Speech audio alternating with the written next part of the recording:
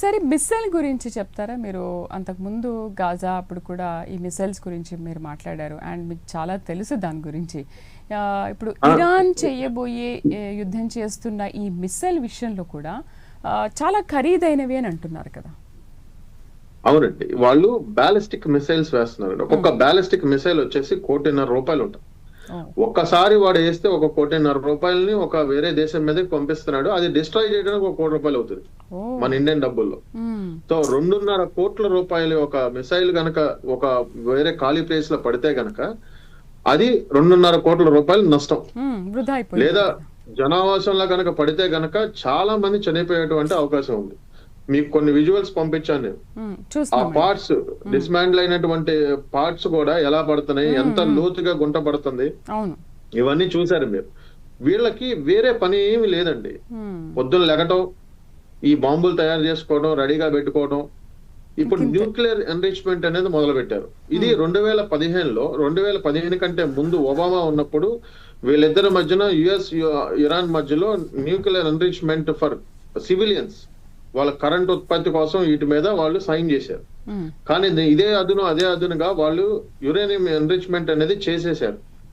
Already నిన్న అమెరికాతో జరిగేటువంటి చర్చల్లో కూడా గత 4 వారాలు అంతకు ముందు కూడా ఈ యుద్ధం స్టార్ట్ అవ్వక ముందు బులి, ఎందుకంటే అమెరికాను కూడా బెదిరించారు వాళ్ళు. ఒకవేళ మేము ఆల్రెడీ మా దగ్గర 11 యురేనియం సిద్ధైనవి ఉన్నాయి, అణుబాంబులు గనక తయారు చేసే విధంగా మేము ఉన్నాము, మీరు గనక మా మీద అటాక్ చేస్తే మేము కూడా ఈ బాంబులతో అటాక్ చేస్తాం అనేది వాళ్ళు చెప్పడం జరిగింది.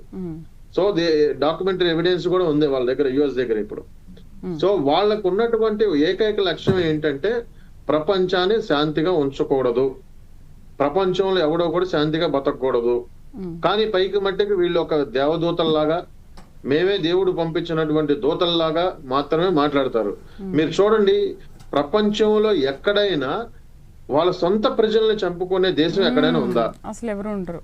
అంటే ఇప్పుడు మీరు చూస్తున్నారు మన భారతదేశంలో ఇప్పుడు ఖమేనీ చనిపోయిన తర్వాత స్వేచ్ఛగా వాళ్ళ యొక్క నిరసనలను తెలియజేస్తున్నారు, కాశ్మీర్ లో కానీ ఎక్కడైనా. కానీ మన ప్రభుత్వాలు వెళ్ళిపోయి నిరసనలు తెలియజేసే వాళ్ళు చంపిందా? చంపలేదు. కానీ ఇక్కడ ఎలా ఉంది, 32,000 మందిని గత 2 నెలలుగా అతి క్రూరంగా చంపేశారు. సో దీన్ని ఎలా చూడాలనేది మీరు ప్రపంచ దేశాలు చూస్తున్నాయి.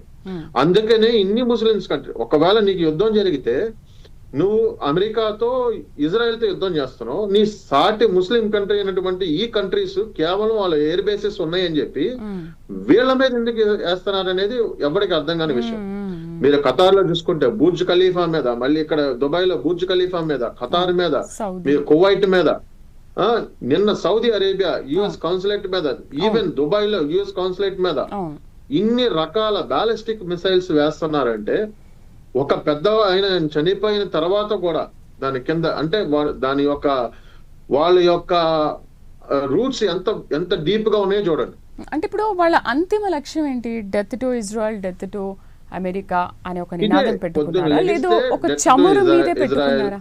డెత్ టు అమెరికా ఎందుకు అంటే వీళ్ళు సుప్రీంగా ఎదగాలి, ఎవరు ఎదగకూడదు.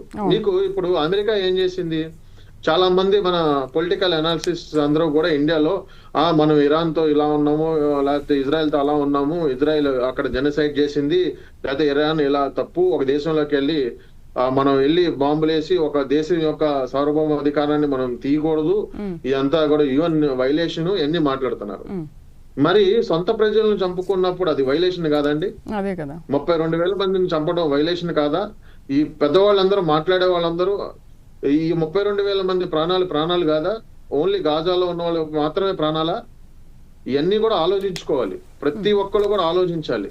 కానీ ఆలోచించకుండా ఈ రోజు ఇరాన్ ఇలా చేసింది, ఇరాన్ మీదకి అమెరికా దాడి చేసిందండి. అమెరికా కాదు, రేపొద్దు ఇప్పుడు ఏమీ లేకుండానే వాళ్ళ చేతిలో ఉన్న వాటితోనే ఇంత బీభత్సం సృష్టిస్తుంటే ఒక అణుబాంబు ఇలాంటి కంట్రీ చేతికి వెళ్తే గనక మీరు ఊహించండి ఎలా ఉంటది అనేది.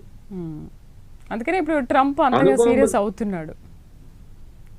ఏమండి, ట్రంప్ కూడా అంత సీరియస్ అవ్వడానికి కూడా రీజన్ అదే కదా. ఆయన ఇప్పుడు మీరు ట్రంప్ విషయాన్ని మనం 4 భాగాలుగా తీసుకోవచ్చండి. ఆయన ఒక వెనిజులా ఆస్పెక్ట్ ని ఒక రకంగా చూడాలి, లేకపోతే ఆయన మిడిల్ ఈస్ట్ లో చేసిన పాకిస్తాన్ ఇండియా వార్ ఆపేనన్నది అది ఒక రకమైనటువంటి విధానం. కానీ ఇది మట్టికి పర్టికులర్ గా ఈ జాబ్ ఏదైతే ఇజ్రాయెల్ యుఎస్ చేస్తుందో ఇట్స్ ఎ నెసరీ యాక్ట్ అంటారు దీన్ని. అంటే డూ ఆర్ డై సిచ్యువేషన్. మనల్ని ఎవరైనా వచ్చి రోజు నేను చంపుతాను అని అన్న తర్వాత మనం ప్రికాషన్స్ తీసుకోకుండా ఉంటామా? ఎవరైనా మనకు థ్రెటనింగ్ కాల్ చేసి ఫోన్ చేసి నిన్ను చంపుతాను, ఈ విధంగా చంపుతాను, ఇన్ని బాంబులతో చంపుతాను, ఈ విధంగా నా దగ్గర బాంబు ఉంది అన్న తర్వాత మనం ఖాళీగా చేతులు కట్టుకుని ఎవరైనా కూర్చుంటారా? లేదు. అది చెప్పానండి ఎవరినైనా. అందుకని వీరు ప్రియంప్టివ్ స్ట్రైక్ చేశారు ఇప్పుడు.